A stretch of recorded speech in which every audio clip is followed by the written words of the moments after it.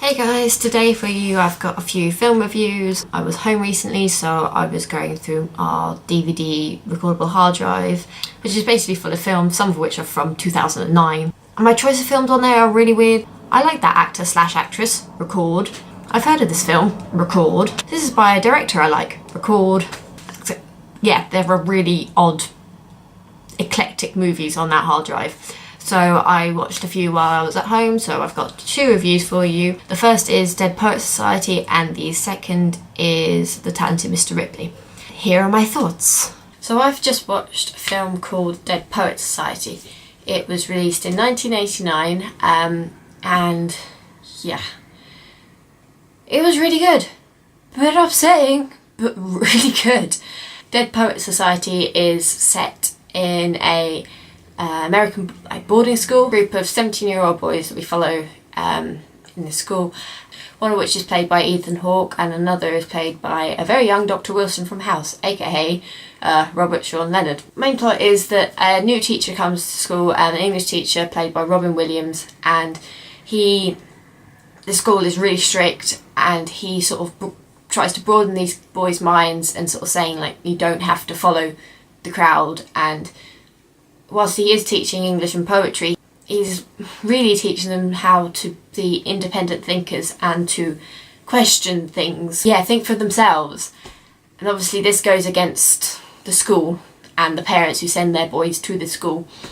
And yeah, it doesn't really go well. It's really good. It's one of those films you hear about, like, oh, Dead Poets Society, and when people go and stand on the desks and stuff. And that was really emotional, actually, people standing on desks. Things I loved, from a technical perspective, the soundtrack was amazing, beautiful, like, classical soundtrack. When it first started, I was a bit like, not sure if I'm going to like this, especially when you're introduced to some of the boys, because some of them aren't likeable characters to start with, or some are a bit like Jack the Laddish.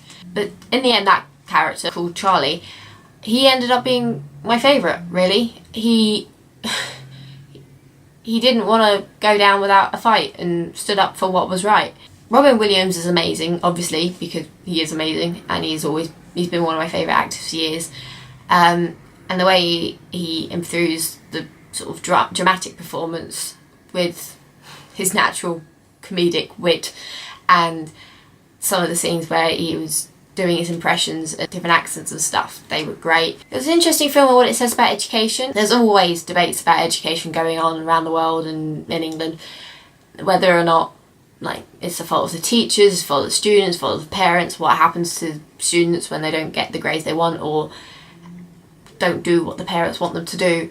So it was really interesting that this is a film from 1989 and some of the things that it says is still relevant today.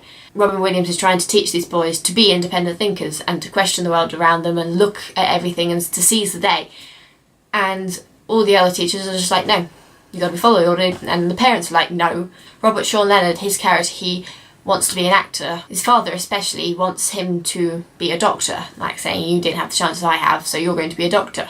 It's that conflict that many young people have with their parents when they want to do something that their parents don't want them to do. It happens every day, and especially with education, because being an actor obviously isn't something that's necessarily well paid and steady, whereas being a doctor, everyone always needs a doctor. Sometimes people are like, oh, film from late 80s, what's that going to say about today? And it does, and it's stood up. Obviously, like, the boys look funny because they've got funny haircuts, and it's all very strict and they've got uniform and stuff, but it does. Very emotional ending, very unfair in some ways, and you do feel that with the characters. You're just like, this is not fair. And some of them do stand up for it and some of them fall in line. I was tearing up towards the end.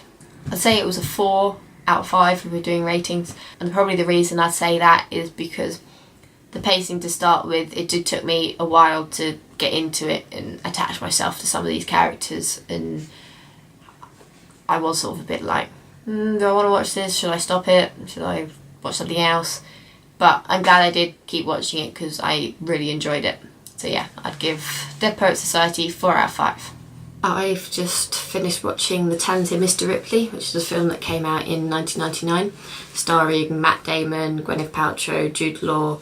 Basic plot is Matt Damon is sent to Italy from New York by a father who wants to basically get his son back from Italy to New York, and the son in question is Dickie Greenleaf, played by Jude Law, and there he's with his girlfriend called Marge, played by Gwyneth Paltrow.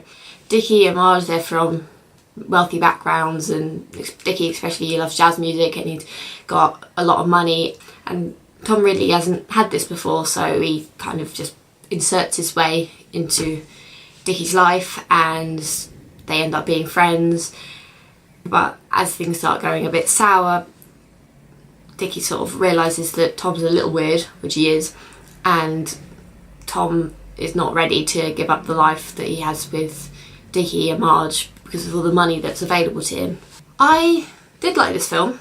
It was very slow in starting. I suppose when you think about it, it is quite a good pace in a way, because it's a good sort of 45 minutes or more getting to know these characters, and especially Matt Damon's Tom Ripley, because he is a bit creepy and weird, but you don't realise to start with that he is creepy and weird, but he is a pathological liar and he just enjoys taking on other people's identities. And even when he met someone like this, he meets a woman at a train station, and instead of saying, "Hi, my name is Tom Ripley," he just tells her that he's Dickie, and he's never even met Dickie at this point. And he does this a few times, just takes on the persona of somebody else to get what he wants. So yeah, he's a bit creepy. Yeah, after like 45 minutes or so, suddenly there is a change of pace. Everything goes a bit crazy. There's a lot going on, and you realise the extent of Tom Ripley's creepiness and the desperation he has to keep having this money, which is very interesting to say the least, and lots of stuff happens, most of it bad. Things I liked, I loved the soundtrack. Music, there's a lot of jazz music throughout, or at least to the sort of first half. I like jazz music, so that was pretty cool. I really liked the opening sort of titles, as it were, for the film. The acting by everyone involved was great. Gwyneth Paltrow, especially towards the end, she was doing pretty well at being creeped out and scared and angry. Matt Damon was quite quiet in his acting, like it didn't, until that halfway point, he was very sort of quiet and sneaky, and even then he was very sort of manipulative, and it's a good character. Like the costume design and everything was great because it's set in the 1950s. The scenery of Italy was gorgeous. They were in a village near Naples, and then there was other times they were in Rome, and then finally in Venice, and it was all gorgeous, as Italy is, I presume. I've yet to go to Italy. I think I'd give The Talented Mr Ripley 3 out of 5, mainly because it did take ages for me to get really pulled in. Like I say, like 45-minute mark or whatever, then suddenly everything went a bit crazy, and I was like, oh my god, Matt Damon, you were playing a freaky character. Whereas before it was just them all having fun and going to jazz clubs and sailing and stuff, and it was all sort of perfect, so it wasn't that interesting. It's one of those films that starts where it ends, which is very interesting. I like how when things come round full circle in films, but it's not very obvious that that's what's happening, and then you kind of get to the end and you're like, I've seen this before, and then it's one of those full circle ones, which I do like.